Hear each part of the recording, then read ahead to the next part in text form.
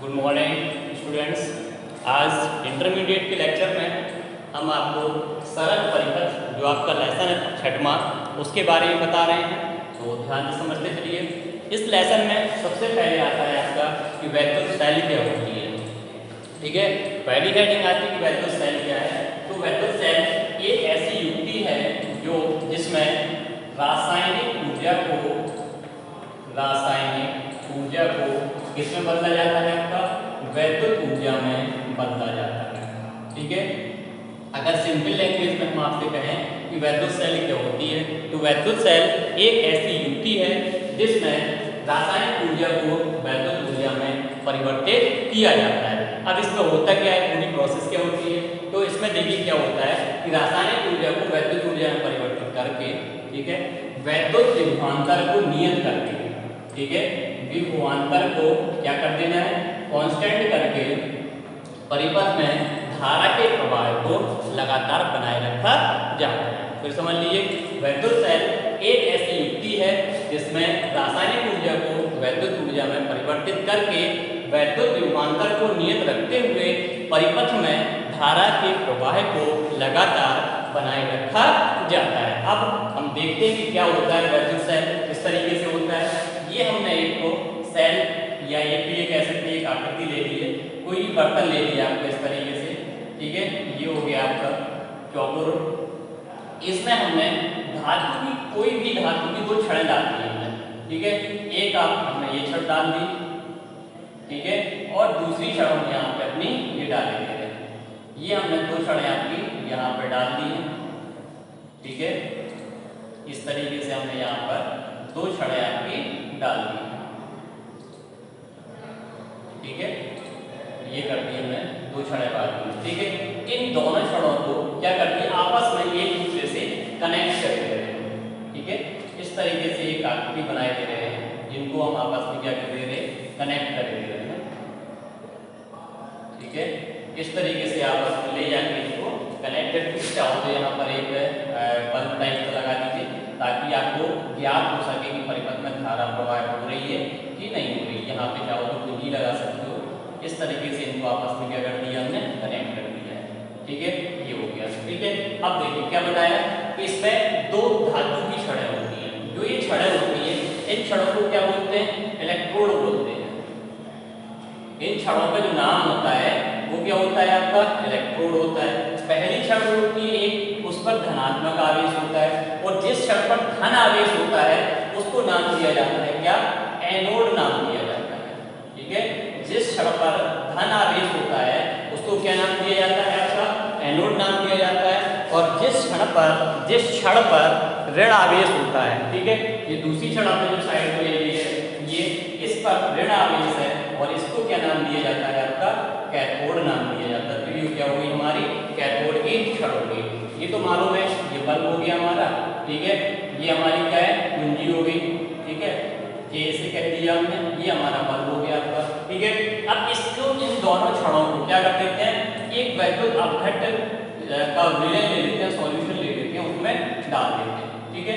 ये क्या है, हमारा विद्युत अपघट्य है, ठीक है, विद्युत अपघट्य है। अब बात आती है कि ये जो सॉल्यूशन है वो किसका होता है, तो ये सॉल्यूशन हमारा आप अम्लीय भी ले सकते हैं और क्षारीय भी ले सकते हैं, अम्लीय या क्षारीय। वैसे ये ज्यादातर होता है आपका अमोनियम क्लोराइड का घोल बनाया जाता है इसके लिए, ठीक है। तो ये हो गया हमारा, ठीक है, कोई दिक्कत इसमें। अब कैसे समझ लीजिए, हमने क्या लिया, अम्लीय एक सॉल्यूशन ले लिया, विद्युत अपघट्य जिसे कहते हैं, दो धातु की छड़ें ले ली, जो प्लस है उसको एनोड, जो माइनस की छड़ है उसको कैथोड कह दिया। इन दोनों को अगर एक नाम से बुलाना है तो क्या हो जाएगा, आपका इलेक्ट्रोड नाम हो जाएगा, ठीक है। और ये हमारा हमने एक पतले कागज से मिला जोड़ दिया इनको, ठीक है, ये बल्ब हो गया और ये क्या लगा दिया हमने, आपकी कुंजी लगा दी है। इतना काम हमने इसमें आपका आराम से कर दिया। चलिए आगे देखते हैं। तो ये तो हो गया हमारा वैद्युत शैली हो गई, जो रासायनिक ऊर्जा को किससे बदलती है, वैद्युत ऊर्जा में परिवर्तित करती है और विभवांतर को स्थिर रखते हुए परिपथ में धारा के प्रवाह को बनाए रखती है। इस तरीके से आपका धारा बहेगी इसमें, ठीक है, और धारा बहेगी तो हमारा ये बल्ब यहाँ पे जलता रहेगा। तो ये तो हो गई आपकी वैद्युत शैली। अब आता है आपकी वैद्युत शैली के प्रकार आता है कि वैद्युत शैली कितने प्रकार की होती है, ठीक है। तो वैद्युत शैली आपकी दो प्रकार की होती है, ठीक है। वैद्युत सेल के प्रकार, वैद्युत सेल के प्रकार, ठीक है, टाइप्स ऑफ इलेक्ट्रिक सेल, ठीक है। जो आपके वैद्युत सेल होते हैं वो मुख्यतः दो प्रकार की होती है, ठीक है। पहली होती है आपकी प्राथमिक सेल,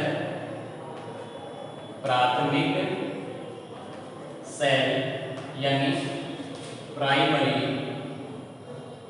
सेल, और दूसरी जो होती है वो क्या होती है आपकी द्वितीयक सेल, द्वितीयक सेल यानी सेकेंडरी सेल, ठीक है। ये होती है आपकी सेल, दो टाइप्स के होते हैं, पहला क्या होता है आपका प्राथमिक सेल और दूसरा क्या होता है आपका द्वितीयक सेल। अब बात करते हैं कि प्राथमिक सेल क्या होती है, ठीक है।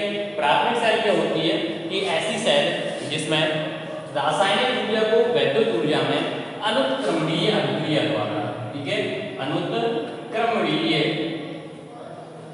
अभिक्रिया द्वारा क्या किया जाता है, परिवर्तित किया जाता है। ऐसी सेल, प्राथमिक सेल की परिभाषा बता रहे हैं, ऐसी सेल जिसमें रासायनिक ऊर्जा को, इस ऊर्जा को, रासायनिक ऊर्जा को, ठीक है, वैद्युत ऊर्जा में,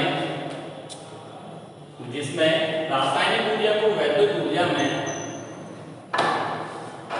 एक मिनट रुकिएगा जरा, आपको दिखाई नहीं दे रहा होगा अभी, चलिए। ये होता है आपका प्राथमिक सेल क्या होती है, ऐसी सेल जिसमें रासायनिक ऊर्जा को वैद्युत ऊर्जा में किसके द्वारा, अनुत्क्रमणीय अभिक्रिया के द्वारा बदला जाता है या प्राप्त किया जाता है, तो ऐसी सेल क्या होती है, प्राथमिक सेल। अब इस सेल की विशेषता होती है ये धीमे धीमे क्या होने लगती है, डिस्चार्ज होने लगती है, ठीक है, धीमे धीमे क्या होने लगती है आपकी, डिस्चार्ज होने लगती है, और एक नियत समय के पश्चात ये क्या हो जाती है, पूर्णतः अनावेशित या पूर्णतः डिस्चार्ज हो जाती है। इसका मतलब है इस सेल को आप केवल एक बार यूज कर सकते हैं, इसके बाद क्या हो जाती है अपनी खराब हो जाती है, दोबारा इसको चार्ज करना पड़ता है, ठीक है। अब बात करते हैं कौन कौन सी सेल आपकी प्राथमिक सेल के अंदर आती है, तो आपकी वोल्टी सेल है, लैप्लासी सेल है, यहाँ बताए दे रहे हैं, जैसे आपकी है वोल्टी सेल, ठीक है।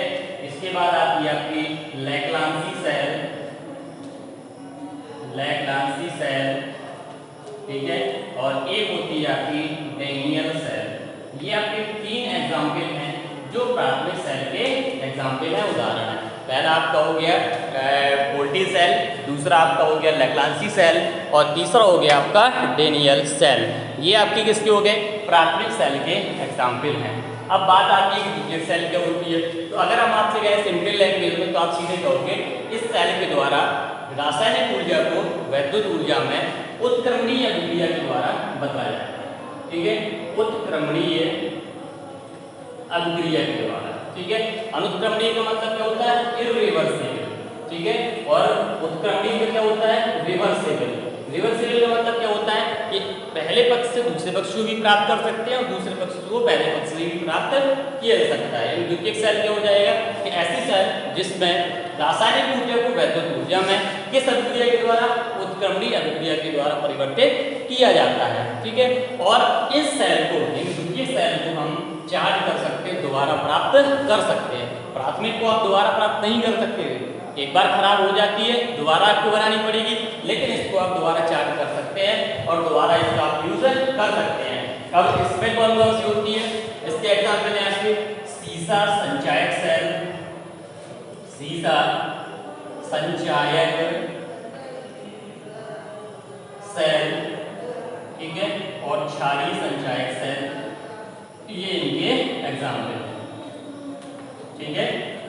कभी कभी आपसे एक नंबर में इतना ही पूछ लेता है कि वोल्टी सेल किस सेल का एग्जाम्पल है आपका, ठीक है, या सीसा संचायक सेल किस सेल का एग्जाम्पल है, प्राथमिक का है कि द्वितीयक का है, तो आपको इतना पता होना चाहिए। तो हमारी समझ से कोई दिक्कत होगी नहीं, एक बार पूरा रिवाइज फिर से करे ले रहे हैं। सबसे पहले आता है कि इलेक्ट्रिक सेल क्या है, तो ऐसी सेल जिसमें रासायनिक ऊर्जा को, ठीक है, इसमें बदला जाता है वैद्युत ऊर्जा में बदलकर विभवांतर को नियत रखते हुए परिपथ में निरंतर धारा प्रवाह को लगातार बनाए रखा जाता है। तो ऐसी रासायनिक सेल हो गई। इसमें बताया था कि वैद्युत अपघट्य होता है, सॉल्यूशन होता है, वैसे अमोनियम क्लोराइड का होता है, ठीक है, बकाया इसमें अम्लीय और क्षारीय सॉल्यूशन भी रखते हैं। हो गया, प्लस क्षण हो गई धातु की, ये माइनस क्षण हो गई कैथोड हो गया, आपस में वायर से कनेक्ट कर दिया तो हमारा ये वैक्यूम सेल बन गया। अब आता है इस सेल कितने प्रकार के हैं, तो दो प्रकार के। पहला है आपका प्राथमिक सेल और दूसरा क्या है आपका द्वितीयक सेल। प्राथमिक सेल क्या होता है कि इन सेलों में रासायनिक ऊर्जा को वैद्युत ऊर्जा में किस अभिक्रिया के द्वारा, अनुत्क्रमणीय या इरिवर्सिबल अभिक्रिया के द्वारा परिवर्तित किया जाता है। इस सेल की विशेषता होती है कि ये एक बार डिस्चार्ज हो जाए तो इसको पुनः प्राप्त नहीं किया जा सकता, मतलब इस सेल को चार्ज नहीं किया जा सकता है। और दूसरी क्या होती है द्वितीयक सेल या सेकेंडरी सेल, इसमें क्या होता है आपका कि इसमें रासायनिक ऊर्जा को वैद्युत ऊर्जा में किस अभिक्रिया के द्वारा, उत्क्रमणीय अभिक्रिया के द्वारा बदलकर प्राप्त किया जाता है। ठीक है, इसके एग्जाम्पल क्या है, सीजर संचायक सेल और क्षारीय संचायक सेल। इसको हमने बताया था कि आप चार्ज कर सकते हैं, दोबारा प्राप्त कर सकते हैं। तो इस तरीके से ये हैं आपके इसके एग्जाम्पल हो गए। इसके बाद आता है आपका सेल का वैद्युत वाहक बल। देखते हैं आगे की परिभाषा क्या है आपकी।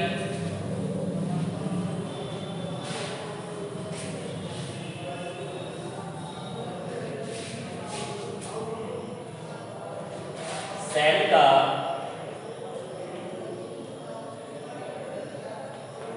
वैद्युत वाहक बल, वैद्युत वाहक बल यानी इलेक्ट्रोमोटिव फोर्स। ठीक है, electromotive force of a cell. ठीक है, या शॉर्ट में बोल देते हैं EMF। ठीक है, अब देखते हैं क्या होता है। तो सिंपल है आपका इलेक्ट्रोमोटिव फोर्स E से व्यक्त करते हैं और E बराबर होता है W अपॉन क्या होता है Q। E बराबर क्या होता है W अपॉन Q। W क्या होता है आपका आवेश और Q क्या होता है आपका चार्ज। कभी आपने सेल पढ़ी थी, इस तरीके से हमने सेल बनाई थी, उसमें आपके दो इलेक्ट्रोड थे, एक कैथोड का आता, एक एनोड का आता, इनको एक पतले से तार से क्या कर दिया था आपस में कनेक्ट कर दिए थे इस तरीके से। ठीक है, देखिए जब आपस में कनेक्ट करने के बाद इसमें क्या रहता है आवेश Q। ठीक है, आवेश रहता है तो कुछ ना कुछ ये क्या करेगा, कार्य करेगा। तो सीधा सीधा ये हो जाएगी परिभाषा, किसी सेल में एकांक आवेश को प्रभावित करने में सेल द्वारा किया गया कार्य क्या कहलाता है आपका, सेल का विद्युत वाहक बल कहलाता है। ठीक है, फिर समझ लीजिए आवेश Q को क्या ले लेना है आपको, एक ले लेना है, तो जो E होगा आपका वो W के बराबर हो जाएगा। यानी क्या हो जाएगी परिभाषा, किसी सेल में एकांक आवेश को प्रवाहित करने के लिए सेल द्वारा दी गई ऊर्जा क्या कहलाती है, सेल का वैद्युत वाहक बल कहलाती है। फिर समझ लीजिए किसी सेल में एकांक आवेश को प्रवाहित करने के लिए सेल द्वारा दी गई ऊर्जा सेल का वैद्युत वाहक बल कहलाती है। इसे कैपिटल E से व्यक्त करते हैं। अब आता है इसका मात्रक वगैरह क्या होगा, तो देख लीजिए यहाँ निकालते हैं मात्रक इसका। सबसे पहले W क्या होता है आपका कार्य, ऊर्जा, और कार्य या ऊर्जा का जो यूनिट होता है, मात्रक होता है, वो क्या होता है जूल, और आवेश का क्या होता है कूलाम। तो आगे आपका ये जूल प्रति कूलाम। और इसका एक मात्रक और होता है जो आपको याद रखना है, वो क्या होता है आपका वोल्ट होता है। ठीक है, तो दोनों आप याद रखिएगा। अब बात आती है कि इसकी आपको डायमेंशन निकालनी है, तो आप डायमेंशन कैसे निकालोगे। सबसे पहले आपको W की चाहिए। W क्या होता है आपका कार्य होता है, तो कार्य की जो डायमेंशन होती है वो होती है ml² T-2। इसके बाद आते हैं नीचे आवेश, आवेश की डायमेंशन AT होती है। आप सबको ऊपर ले जाइए तो आ जाएगा ml² T-3 और A-1। ये हो गया आपका क्या, सेल का वैद्युत वाहक बल, electromotive force of a cell. ठीक है, इसी सेल में एकांक आवेश को प्रवाहित करने के लिए सेल द्वारा दी गई ऊर्जा सेल के वैद्युत वाहक बल के बराबर होती है। इसे कैपिटल E से रिप्रेजेंट करते हैं। ठीक है, आपके पास सब कुछ बता दिया। इसके बाद आता है सेल का टर्मिनल विभवांतर। ठीक है, यहाँ देख लेते हैं सेल का टर्मिनल विभवांतर। ठीक है, क्या होता है terminal potential of a cell, ये हो जाएगी इसकी आपकी। तो वही परिभाषा, केवल आपको फॉर्मूला थोड़ा सा चेंज हो जाएगा। इसमें आ जाएगा V बराबर W अपॉन Q हो जाएगा। ठीक है, Q को यहाँ भी आपको एक काम में ले लेना है, जो V होगा वो आपका W के इक्वल हो जाएगा। अब परिभाषा क्या हो जाएगी, एकांक आवेश को सेल के एक टर्मिनल से दूसरे टर्मिनल तक ले जाने में सेल द्वारा किया गया कार्य सेल का टर्मिनल विभवांतर कहलाता है। तो समझ लीजिए, एकांक आवेश को सेल के एक टर्मिनल से, ये क्या है आपका पॉजिटिव टर्मिनल, ये क्या है आपका नेगेटिव टर्मिनल, ठीक है, सेल के एक टर्मिनल से दूसरे टर्मिनल तक ले जाने में सेल द्वारा किया गया कार्य सेल का टर्मिनल विभवांतर कहलाता है। इसे V से रिप्रेजेंट करते हैं। अब अगर आपको कहोगे इसका मात्रक क्या होता है, तो वही जूल प्रति कूलम जो इसका है। अगर आप दूसरा मात्रक तो वोल्ट हो जाएगा, आप बीमा कहेंगे तो ml²t-3a-1, ये इसके हो जाएंगे एग्जाम्पल वगैरह, तो बीमा और मात्रक वगैरह हो जाएंगे। इसके बाद इसी लेसन में आता है आपका सेल का आंतरिक प्रतिरोध। ये काफी पूछा जाता है और मोस्ट है, जिसको देखिए चलिए, सेल का आंतरिक प्रतिरोध देखिए क्या होता है।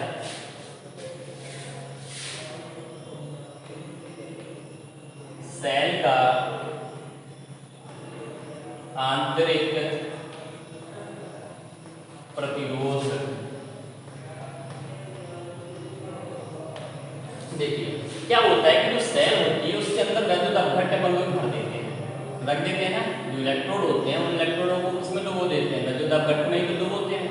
जैसे एक सेल आपकी एक इलेक्ट्रोड ये हो गया और आपका एक इलेक्ट्रोड ये हो गया। इन इलेक्ट्रोडों को अपन जिस सॉल्यूशन में डुबोते हैं वो सॉल्यूशन क्या होता है आपका वैद्युत अपघट्य होता है। ये हम क्या होता है हमारा विद्युत अपघट्य होता है, अपघट्य, ठीक है। ये हमारे आपको मालूम ही अभी हमने बताए थे, क्या है हमारे इलेक्ट्रोड है हमारे, ठीक है, ये इलेक्ट्रोड है। अगर इनको आप क्या करो, ये पतले वायर से कनेक्ट कर देंगे इस तरीके से, ये आपको चाहो तो यहाँ बल्ब लगा लीजिए, ठीक है, या कीवी लगा सकते हैं, इस तरीके से आपका कर सकते हैं। तो क्या होता है, जो ये विद्युत अपघट्य होता है ये एक प्रॉब्लम क्रिएट करता है, ठीक है, कि जो इसमें करंट फ्लो हो रही है यहाँ से उसके मार्ग में रुकावट उत्पन्न करता है, यानी क्या करता है उसकी करंट फ्लो को कम करता जाता है, ठीक है। तो अब परिभाषा क्या हो जाएगी, आंतरिक प्रतिरोध internal resistance of a cell, ठीक है, क्या हो जाएगा आपका internal resistance of a cell, क्या हो जाएगा, सेल के अंदर भरे हुए विद्युत अपघट्य द्वारा, सेल के अंदर भरे हुए विद्युत अपघट्य द्वारा धारा के मान में, किसके मान में, धारा के मान में रुकावट उत्पन्न करना, क्या उत्पन्न करना, रुकावट, या आप बोल सकते हैं अवरोध उत्पन्न करना, क्या कहलाता है, सेल का आंतरिक प्रतिरोध है कहलाता है। फिर समझ लीजिए, सेल के अंदर भरे हुए विद्युत अपघट्य द्वारा धारा के मान में अवरोध उत्पन्न करना सेल का आंतरिक प्रतिरोध कहलाता है, ठीक है।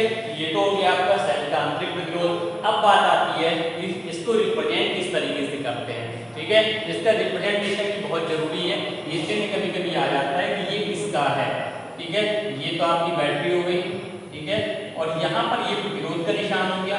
अगर इसको आप इस तरीके से बाउंडेड कर देंगे, ठीक है, ये आपका कहलाता है आंतरिक प्रतिरोध का सिंबल बन जाता है। रिप्रेजेंट तो आंतरिक प्रतिरोध को किससे करते हैं, आर से करते हैं। ये आपकी क्या हो गई, ई हो गई, ये बैटरी हो गई आपकी, ठीक है, इस तरीके से ये, तो ये जो सिंबल होता है ये आपका किसका होता है, इंटरनल रेजिस्टेंस का होता है, ठीक है। अब यहाँ एक क्वेश्चन पूछा जाता है कि जो सेल का आंतरिक प्रतिरोध होता है वो किन किन कारकों पर या किन किन बातों पर आपका डिपेंड करता है, ठीक है। आंतरिक प्रतिरोध सेल के आंतरिक प्रतिरोध को प्रभावित करने वाले कारक, ये हो जाएगा आपका सेल के आंतरिक प्रतिरोध को प्रभावित करने वाले कारक। कौन कौन सी ऐसी चीजें हैं जो सेल के आंतरिक प्रतिरोध को प्रभावित करती हैं, उसको इफेक्ट डालती हैं। चलिए देखते हैं। सबसे पहले तो आता है आपका कि वैद्युत अपघट्य की सांद्रता, ठीक है। सबसे जो पहला पॉइंट होता है कि वैद्युत अपघट्य की जो सांद्रता होती है वो क्या होती है, डायरेक्टली प्रोपोर्शनल होती है किसके, आंतरिक प्रतिरोध के। या ऐसा बोल सकते हैं कि जो जो आंतरिक, इसी तरीके से बोल दीजिए कि जो सांद्रता होगी हमारी वो डायरेक्टली प्रोपोर्शनल किसको हो जाएगी, आंतरिक प्रतिरोध के। यानी हमारा आंतरिक प्रतिरोध, यानी अगर हमारा सॉल्यूशन जैसा बनेगा उसी तरीके से क्या होगा, आपका आंतरिक प्रतिरोध कार्य करेगा। यानी अगर वैद्युत अपघट्य की सांद्रता बढ़ाने पर, आप सिंपल लैंग्वेज में बोल देंगे कि अगर हमारी सांद्रता बढ़ेगी, सांद्रता हमारी इंक्रीज होगी तो आंतरिक प्रतिरोध भी क्या होगा, आपका बढ़ेगा। यदि सांद्रता आपकी कम होगी तो आपका आंतरिक प्रतिरोध भी क्या होगा, आपका कम होगा। यानी पहला पॉइंट तो क्या होगा, वैद्युत अपघट्य की सांद्रता बढ़ाने पर आंतरिक प्रतिरोध का मान भी क्या होता है, आपका बढ़ता है। पहला पॉइंट क्लियर हो गया। दूसरा पॉइंट क्या होता है आपका, कि इलेक्ट्रॉनों के बीच की दूरी के क्या होता है, वो अनुक्रमानुपाती होता है। सेकंड पॉइंट क्या होता है कि इलेक्ट्रॉनों के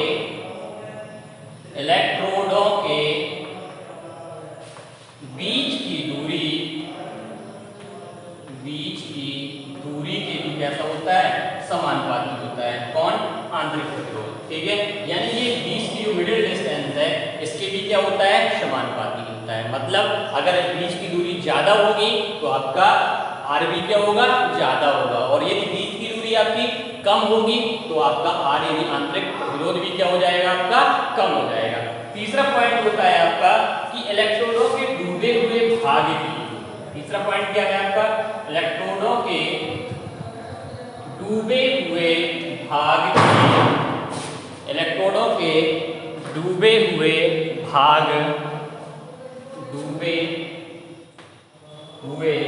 भाग के क्या होता है, व्युत्क्रमानुपाती होता है, ठीक है।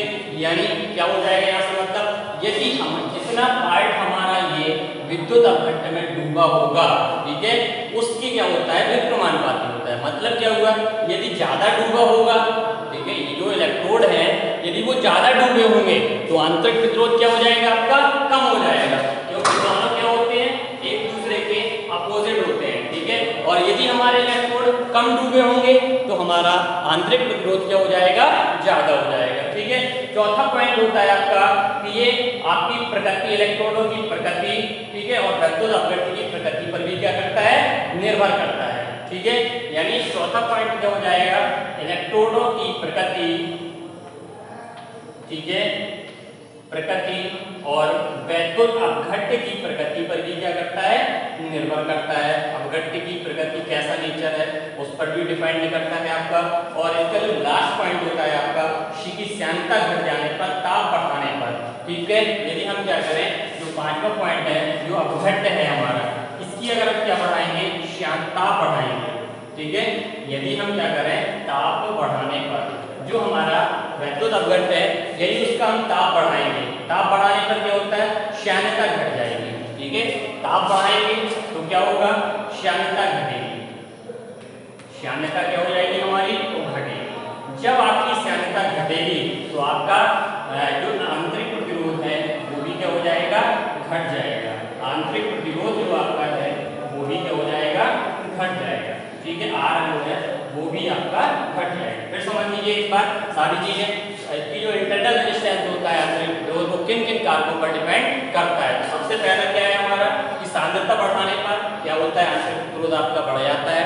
दूसरा पॉइंट क्या है आपका, इलेक्ट्रोडों के बीच की दूरी के कैसा होता है, समानुपाती होता है।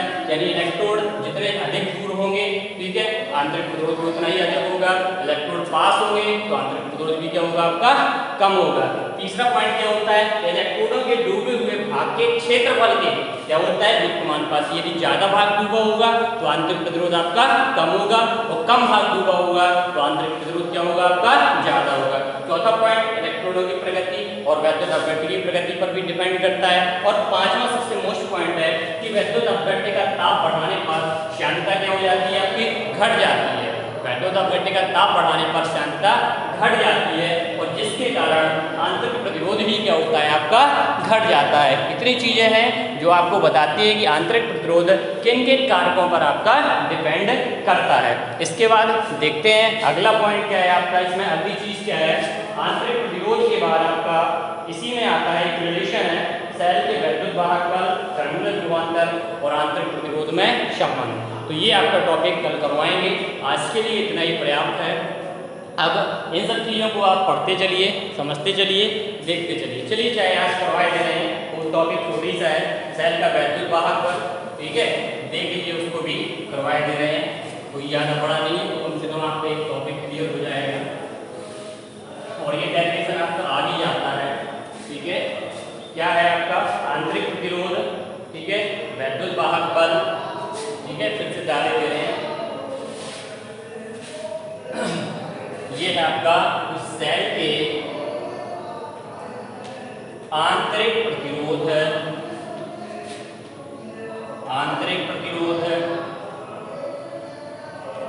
टर्मिनल विभवांतर तथा विद्युत वाहक बल में संबंध, ठीक है। विद्युत वाहक बल में क्या संबंध होता है, क्या रिलेशन है, आपको ये निकालना है, ठीक है। आप सिंपल लैंग्वेज में अगर हम आपसे कहें तो आपको सिद्ध करना है E बराबर V plus I into R होता है। आपको ये प्रूफ करके दिखाना है। तो चलिए हम आपका फिगर बना रहे हैं। ये हमारा बैटरी लगा दी हमने, ये आपका इंटरनल रेजिस्टेंस ले लिया, भाई इंटरनल रेजिस्टेंस है तो उसको आप फौरन क्या कर दीजिए, बाउंडेड कर दीजिए, ठीक है। इस तरीके से बीच में यहाँ पर एक कुंजी लगा देंगे। फिगर आपका थोड़ा अच्छे से बना दीजिएगा, हम आपका रफली बनाए दे रहे हैं। इसके बाद आपका यहाँ कुंजी लगा दीजिए, तो आपकी ये कुंजी लगा दी हमने, यहाँ पर एक दूसरा रेजिस्टेंस लगाए दे रहे हैं, इसको कैपिटल R कह दिया, बाह्य प्रतिरोध कह दिया है, ठीक है। यहाँ चाहो तो अमीटर लगा सकते हो धारा के मापन के लिए। इस तरीके से हमने इसको क्या कर दिया, पूरे को कनेक्ट कर दिया और बीच में यहाँ पर क्या लगा दिया आपका, हमने वोल्टमीटर लगा दिया। ये आंतरिक प्रतिरोध है, ये E हो गया आपका, ये वोल्टमीटर, अमीटर, ये कुंजी लगा दी आपकी, ठीक है। इस तरीके से ये हमने आपका क्या कर दिया, सर्किट आपका बना दिया है। चलिए अब देखते हैं, इसको स्टार्ट करते हैं, किस तरीके से करना है। कौन क्या है ये समझ लीजिए। यहाँ पे जो E है आपका वो क्या है, विद्युत वाहक, सेल का विद्युत वाहक बल, ठीक है, सेल का विद्युत वाहक बल, ठीक है। इसको किससे रिप्रेजेंट करते हैं हम, अपना कैपिटल E से करते हैं, ठीक है। आंतरिक प्रतिरोध क्या है हमारा, आंतरिक प्रतिरोध वो क्या है आपका, स्मॉल r है आपका, ठीक है, ये हो गया। इसके बाद बाह्य प्रतिरोध कितना है, बाह्य प्रतिरोध वो हमने कितना लगाया सर्किट में, कैपिटल R लगाया। इसके बाद वोल्टमीटर का प्रतिरोध क्या है आपका, या टर्मिनल विभवांतर क्या है, टर्मिनल, ठीक है, विभवांतर ये कितना है आपका, V है। ये चार चीजें अपने पास है इसमें, ठीक है। आप परिभाषा यही कहेंगे, आप लैंग्वेज अगर लिखना है तो ये लिखेंगे कि माना इस सेल का विद्युत वाहक बल कैपिटल E, आंतरिक प्रतिरोध स्मॉल r है, आंतरिक प्रतिरोध को श्रेणी क्रम में एक बाह्य प्रतिरोध कैपिटल R से क्या कर दिया गया है, कनेक्ट कर दिया गया है, ठीक है। अब चलते हैं, शुरुआत करते हैं। सबसे पहले निकालते हैं कि जो सर्किट है, इस सर्किट का कुल तुल्य प्रतिरोध कितना हो जाएगा, ठीक है। परिपथ का कुल प्रतिरोध, परिपथ का कुल या तुल्य भी कह सकते हैं प्रतिरोध। तो सिंपल सी बात है, जो आपकी स्मॉल r और कैपिटल R है दोनों किस क्रम में, श्रेणी क्रम में, तो आपका तुल्य प्रतिरोध कितना हो जाएगा, कैपिटल R प्लस क्या हो जाएगा आपका, स्मॉल r। क्यों हो गए, क्योंकि ये किस क्रम में जुड़े हुए हैं आपके, एक दूसरे से श्रेणी क्रम में आपके कनेक्ट हैं। और श्रेणी क्रम में फाइनल रेजिस्टेंस क्या होता है, R1 प्लस R2 होता है, तो हमने दोनों को उठा के जोड़ दिया। अब निकालने ले रहे हैं कि परिपथ में कितनी धारा प्रवाहित होगी, ठीक है। अगला जो इसमें निकाल रहे हैं वो क्या हो जाएगा, परिपथ में प्रवाहित धारा, ठीक है।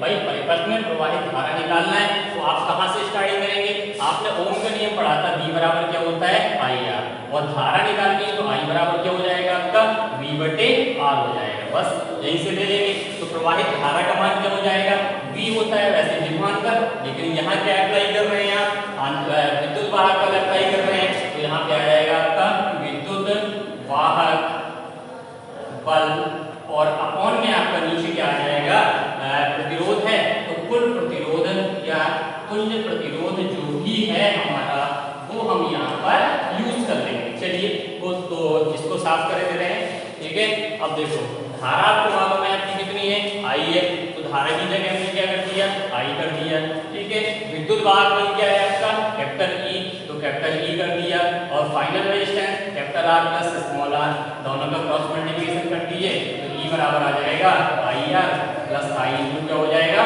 Small are. इक्वेशन फर्स्ट हो गया, क्योंकि आपको पता है ओम का नियम, ठीक है, क्या होता है आपका V बराबर आई आर होता है, तो आप अंदर विभवांतर आई आर की जगह V रख दीजिए, तो जो E का आपका फॉर्मूला हो जाएगा वो कितना आ जाएगा V प्लस आई आर आ जाएगा। यही आपको क्या करना था, सिद्ध करना था, और ये रिलेशन हो गया विद्युत वाहक बल, टर्मिनल विभवांतर और विद्युत धारा या आंतरिक प्रतिरोध के बीच संबंध को व्यक्त कर रहा है। ठीक है, तो आज के लिए इतना ही, बकाया इसके बाद कल आपको करवाया जाएगा। तैयारी आप करते रहिए अपनी, ठीक है, जब स्कूल आपके ओपन होंगे उसके आगे आपको बताया जाएगा। अभी आपकी क्लासेस लगातार चल रही हैं, तो सभी लोग पूरे वीडियो एक टाइम टेबल अपना सेट कर दीजिए और बनाइए। कोशिश हम लोग की ये रहती है कि 12 बजे तक आपको सारे वीडियो मिल जाएं, लेकिन कुछ प्रॉब्लम्स कभी कभी अपलोडिंग में आ जाती है, जिसकी वजह से आपको 12 बजे तक वीडियो नहीं मिल पाते हैं। तो लेट मिलेंगे, लेकिन मिलेंगे जरूर। तो आप पढ़िए, घर में तैयारी करिए। चलिए आज के लिए इतना ही, मिलते हैं कल अगले वीडियो के साथ।